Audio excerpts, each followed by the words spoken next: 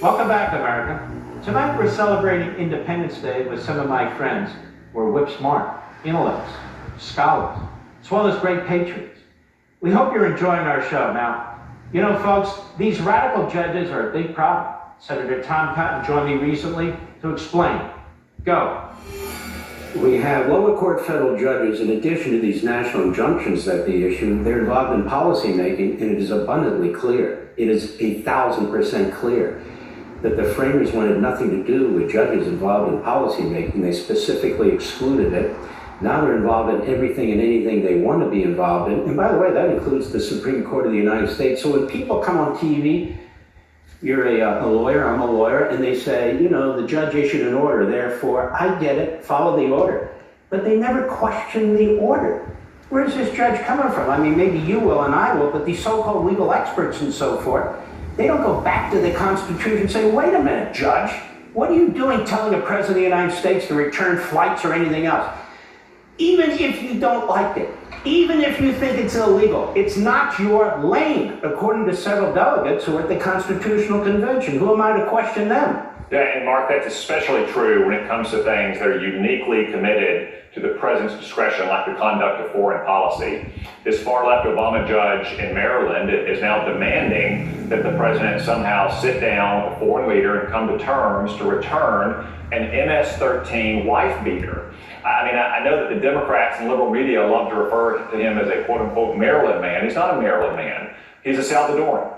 He is a national of El Salvador. He came to our country illegally. He was found by a judge, more likely than not, to be a member of MS-13. And when Chris Van Hollen, the senator from Maryland, went to visit him, it appears that he had MS-13 tattoos on his hand.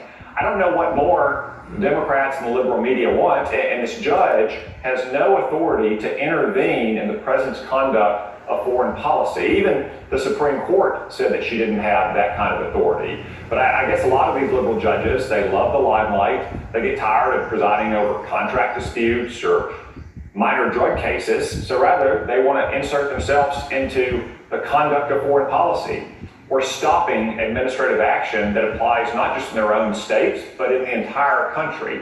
The Supreme Court needs to take steps to rein in these rogue federal judges that want to be policymakers as opposed to neutral jurists. Take this Judge Boasberg in Washington with the Venezuelan flights of the Venezuelan international terrorist gang members that the international terrorist communist leader in Venezuela sent to the United States, and he directed the United States to return those flights. He didn't do it in writing until it was too late. Now he wants to hold the government in criminal contempt. The Supreme Court specifically said to him, you have no jurisdiction in this case. I went back and read his really unhinged, emotionally unhinged 40-some page decision the other day, his most recent one, which he's threatening criminal contempt. On pages 34 and 34, he tells the government, that is 43 and 44, he says, you can fix this, so I have to give you the opportunity before I hold you in contempt. Among other things, you can do this, this, this. And I said, you were just told you had no jurisdiction, Judge. So now who's violating the law? That judge defying the Supreme Court?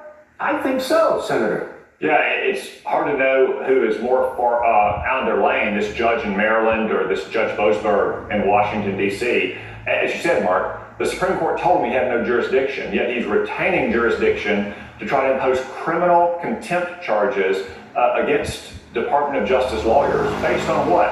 The fact that in a hearing, he might have just kind of passively said, well, the planes need to turn around. Something he didn't reduce to writing until many hours later. I mean, what is a low-level Department of Justice lawyer supposed to do at that moment? Whip out his cell phone and personally call Pete Hegseth, the Secretary of Defense, and say, turn the planes around. The Department of Justice acted appropriately in this case, as did the administration more broadly. The Supreme Court expressly told this judge he has no jurisdiction. The judge should not be proceeding, and the Supreme Court needs to step in and to prevent him from proceeding, and once again remind all these district judges what their very limited role is in our system and in the federal judiciary.